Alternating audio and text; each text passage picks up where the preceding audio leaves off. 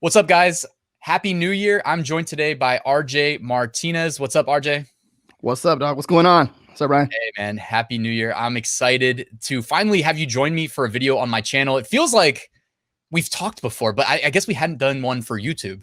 Yeah, no, I think we talked in the DMs and stuff like that. And we're kind of going back and forth about like certain things. That's KDP, one of them. Yep. Yeah. KDP. That's what I want to talk about today. I know we've talked some Amazon merch. I know you've been crushing it in print on demand for a while, but KDP, I got to just say, like, I've been guilty of doing the minimum, man, like doing the bare minimum for KDP. Like, I'm getting books posted. I'm taking the like quality or quantity over quality approach. But like in 2021, I want to know if I can put in a little bit more effort and see like a massive return on a little bit of effort, or I kind of want to see if that's possible. So I want to ask you just what you're thinking about KDP. Like, what are your thoughts on 2021? Anything related to KDP, big trends, anything like that? So with like, I think just with anything with print on demand, we're noticing there's more competition, right? And I noticed that if it's going to it takes a little bit more work. If it takes a little bit more work, it scares people away. And I think that's the cool thing about it because, literally with KDP, it takes a little bit more work. And there was like, for example, when I uploaded my first book on KDP, I got it rejected for 2 weeks. And I was trying to figure out like, hey, there's something wrong. The sizing's wrong. And the next thing you know, the sizing for the cover's wrong. We've all been there. I'm just like, yeah, dude. I'm just like, dude, okay. All right, I'm not going to give up. Okay, let me figure this out. And then I see people uploading like notebooks and stuff like that. And I'm like, how many notebooks did you upload this week? Oh, like 1,000. I'm like, what the heck? Yeah. Hold on. What? It's like, and then these early birds, right, that got on there and uploaded a ton of notebooks are crushing it. But now it's like, that doesn't seem to be working. Yeah, it's getting harder. Yeah. So as far as that is just like, I talked about this with you too as well. The more effort it takes to create a book, the less competition you're going to have and the more sales you're going to make. And that's what I've been doing. You think quality, like we need to level up the quality game a little bit, like, and in saying that, are you saying the quality of the graphics in the book cover, or are you referring to maybe the interiors? Yeah. And then so the interior. So for example, like a coloring book, right? You can literally take out, so if you have custom illustrations, you can take out the colors, right? And just put the line drawings inside the books and inside the color, like inside of a coloring book. But then there comes a point to where like, okay, if I want to dominate this space and be number one in my niche, like I actually have to create a damn coloring book. I can't just, I can't just, I got to create a really awesome cover. I got to create an awesome interior and kind of put everything together. And then next thing you know it, you have like a brand for coloring books or whatever type of books. It can be even, this is what I recommend too. Just when you're starting off with KDP, you can just start with low content books, right? Or no content books or whatever you want to call it. And then you just work your way up to where there's very little competition. And next thing you know it, you have a book that's selling over and over and over and over. And you're like the only person in the niche, you're the bestseller in that niche. And I've done that this year. I was been number 2 with one of my books, right? It was pissing me off, man. It was pissing me off. I was number 2 with number 2 in my niche. And then I was like, dude, I need number 1. That number one bestseller, man. Yeah. I was like, I need number 1. And then I finally got it. I was like, yes. But it took like about a year. But then as I started getting more consistent sales in the niche, it started, you know what I mean? Going like booming and started making more sales. So that's the cool thing about it. Is that a coloring book? Yeah. Yeah. Nice. A coloring book. So I think it's huge because it was up for a year. And as soon as I uploaded it the first week, it made sales, right? And then next thing you know it, a year later, it's got a ton of reviews and it's ranking pretty well at a few different niches. And it's on the front page. And then, you get the snowball effect and then it's just consistently making sales. Dude, that's sick. So does that mean I can put in the title of this video, number 1 Amazon, what do they say? Like Amazon best-selling author.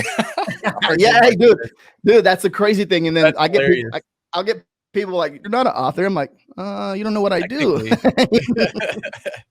Because the first thing they think of is RJ is grabbing his shitty t-shirt designs and putting them on covers and then mass uploading them. I'm guilty because I did that before too. And I'm just like, you know what I mean? I was like, you know what? I got to take it to the next level because if I'm uploading like 300 or 400 books, right? And then only like one of them are selling. It's like kind of like a waste of your time in a way, right? As you start to learn the platform. And I think that applies to everything, right? Same thing with you, Ryan. Like you're learning like new things and stuff like that as you're doing merch by Amazon, as you're doing all these other platforms. You learn that if you do something that has like you make something that someone really wants, they're gonna buy it. That's it. Yeah, that's a good point. And I really believe that as the increased competition kind of shows up, Amazon's engineers, like world-class engineers, are smart enough to tweak the algorithm to more than likely, I mean, I've never seen anything official, but to bury things that just aren't performing well, that it may deem as old news, or I don't think they deem it as like spam, because I think they would just cut it off before it even went live if there was a flag for that. But I think like once it's gotten some impressions and not gotten clicks or conversions, they probably just let it go, I mean, once you're on page 2, that's the equivalent of being let go anyways. Yeah. Ain't nobody going there. Yeah. No. That's a sucky thing too, because sometimes you'll create something, right? And you think it's going to be really good, and then it goes to like page 5, page 6, page 2, and you're like, dang it, what am I have to do to get it to page 1? And then of course you can test some AMS, and then sometimes that don't even work, right? And this is just real life stuff happens. Like, you know what I mean? Like sometimes like the demand is not there than you thought it was going to be there. And then you end up with a dud, but then it makes sales, once a month, every 2 months, every 3 months, but it's not a consistent seller. But hey, it's not saying that 6 months from now that it won't start selling consistently. Right. So yeah, and you can get a sale every month or every other month and go the quantity route. And like, if you get enough of those, it does add up. Like I always think about if you make $3 a month or whatever from a t-shirt or a book once a month, and you get 1,000 of those, that'd be $3 grand a month. So I always kind of like, I initially lean that way, thinking like, well, if they let me upload 1,000 a week, I'll just do it, because that's an arbitrary number that they decided on. So why not try? But I hear you, man. And like, also when it comes to creating like a coloring book, for instance, like what's your go-to? Is there a go-to best practice in your mind for like page count? I do no less, well, in the book world, right? It's no less than 40 pages. I haven't got to the point where, because once you start to, because you can create like in the book world, you can create like coloring book world, you can create like an ultimate edition, right? Once you put all your illustrations and all your line drawings together in one book, you can have, it's not, don't overthink this. A lot of people think, oh, I'm going to create a book and, it's going to take me months. Like, no, it doesn't take months. It can be done within a few days if you do it correctly, but, no less than 40 pages. But then you can go into where you can put all your illustrations into one book. And then next thing you know, you have a 80 or 100 page book, right? With 50 illustrations in one book, line drawings, right? And literally like that. And you can have another book. So, it all depends like how you're going to approach this, but I like to keep it easy for yourself at first. Like you want to set up a template, set up a workflow. This book is only going to have 20 line drawings on it, which equates to 40 pages, because you're going to do one line drawing on the front, and then on the back end, it's going to be blank. So it is like, you know what I mean? So it doesn't bleed through when they're coloring it. Okay. Gotcha. Another good tip. Yeah, no, that's what I like to do. So it's that way. It's not, because it could be overwhelming when you're creating something like this, and next thing you know, you don't end up creating it. So it just putting a template in place for yourself, and putting like holding yourself accountable to that workflow. You know what I mean? So 40 pages per book, and then just keep going. Boom, boom, boom, boom. I like it, man. And do you mind me asking, like pricing wise, is your pricing strategy elastic? Do you adjust a price after a certain number of sales or reviews? What do you start at, if you don't mind sharing? Yeah, no. So at first I'm always a big fan of like pricing real low, and just to see if it works, see if it's like, sells in that niche. But for the most part, it's going straight to $6.99. But I've tested where I just start off at $3.99, or $3.99, like at the cost, and it will start selling. You know what I mean? It'll start selling. So I'm just like, I'm going to bump it up. But then there comes a point like, okay, like this is a really good quality book, and I know that I'm the best in this niche. That doesn't make no sense for me to price it real low and then price it up to the kind of, because I feel like at a certain point where I just want to go, instead of wasting my time of going backwards. I'm like, all right, now I got to put the price up because it just made a sale. I'm just like, damn, I used to do that all the time. But like with Merch by Amazon with tearing up and stuff like that, it's a little bit different because I do recommend that because that way you can get the sales velocity going on your account. You don't have to worry about like, okay, I'm have these many designs up, but I'm stuck because I can't tear up yet. But with KDP, it's a little bit different because you don't have that, that limitation on you. Right. Yeah. So. No tier restrictions. I agree. Mm-hmm. I agree. And I am experimenting with increasing some of my Amazon merch pricing at this point, because being in tier 100,000 too, it's like, suppose changing my pricing doesn't make a difference, then I can pretty much like double my daily income by increasing the prices just a little bit. And I think, talking about pricing psychology and, it's, we're trying to guess what customer perception is, but when something's like super low priced, they typically do associate that with low quality, and then high price, high quality. And what's a high price within reason? I mean, $9.99 doesn't even seem that high for a coloring book that's got a bunch of reviews and is the #1 bestseller. So, or like a t-shirt that's the equivalent of that. So I think maybe 2021, the year we up our prices. Yeah, no, for sure. Then also too, just, that too, with the BSRs and books, right? That's what Amazon started with, was just with books. Like when it comes to comparing like Merch by Amazon to KDP, the shipping times, they have their shipping times down pretty good. It was like you're getting sales at the very like to the 22nd, 21st or something like that, 23rd to Christmas, like compared to Merch by Amazon where it fell off like on the 12th or the 13th.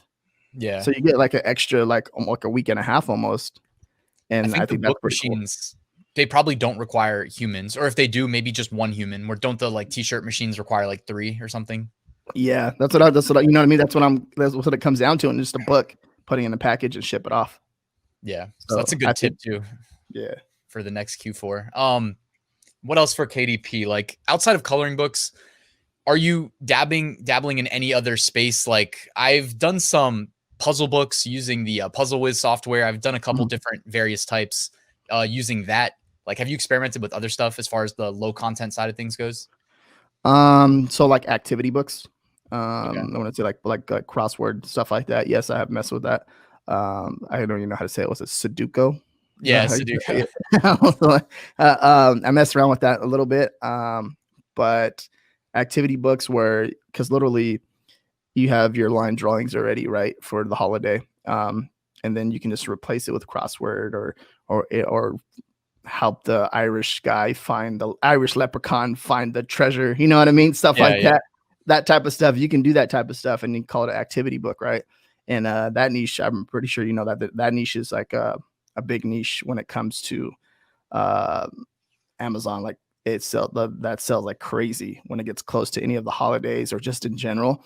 Evergreen niche, anything with activities for kids, especially when all this pandemic happened, like all the BSRs for books just dropped down like crazy because kids were going to homeschool.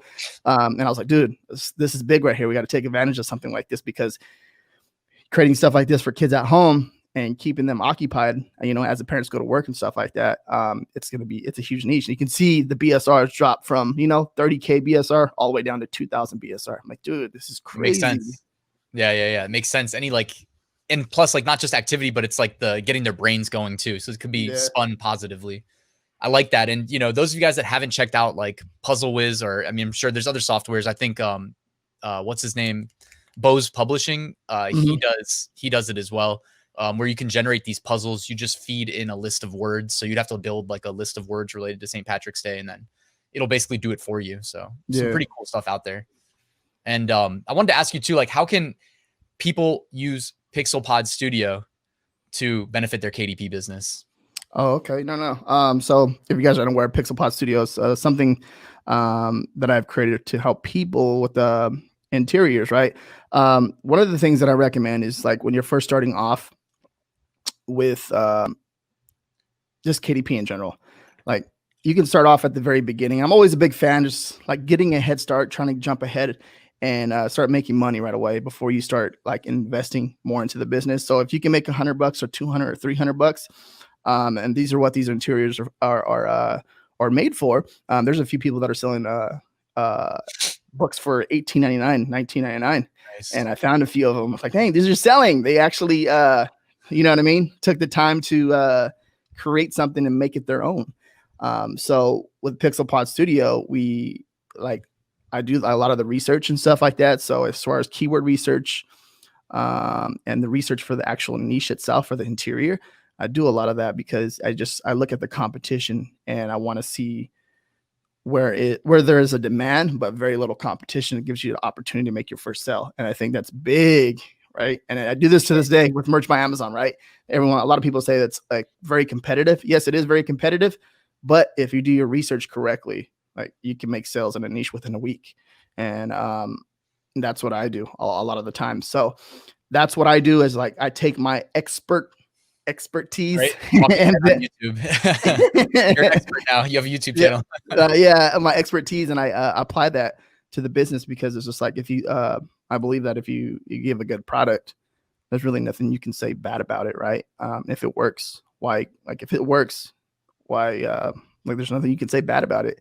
And me personally helping thousands and thousands of people online make money, it just something that I've done for a very long time on like my YouTube channel, help people make money for a very long time. And then, I was like, you know what, just makes sense. I'm gonna create something and then charge people for it and then help them out at the same time. And then we can all win.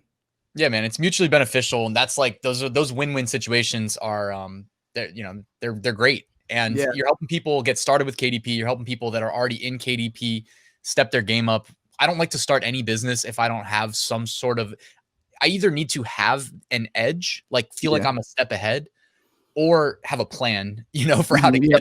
So it's something like PixelPod Studio, man. It's awesome that you put that together. And I'll put a link, guys, if you want to check it out in the description. And again, it's going to help jumpstart your KDP business if you're new or if you're established. I mean, you can still check it out and branch out into some various new niches, right? Because you got the assistance there with the interiors. And that's what basically, in my mind, at least sets a lot of the KDP books apart, more so than like a cover, a variation of a cover and then re-uploading, which is kind of the easy way out that I did mention that I've been doing lately.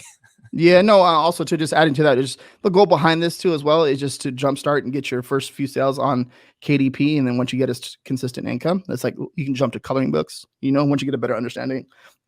Children's books are not that hard to make, guys. You put a few illustrations with some color, put 2 sentences on one page or each page, and then you have a children's book, right? But just even if you can go up to like higher content, that's what I recommend too. Get up into that level where you're creating like romance novels and stuff, dude. You can crush it with that because it takes more work, and you can obviously, if you're not a good writer, there's ghostwriters too as well out there that you can hire. But as you get to that level, it's just like less competition. You know what I mean? You're hanging out where all the money is. For sure. Have no competition. I love it, man. So, 2021, subscribe to RJ's channel. I'll also link that in the description and follow his journey to become a #1 Amazon bestselling author in the romance novel category. Okay. All right. Keep us updated with your progress. But hey, man, Happy New Year. Thanks for being here. Yeah, man. Thank you very much. Thank you for having me on, man. I appreciate it. All right. I'll see you.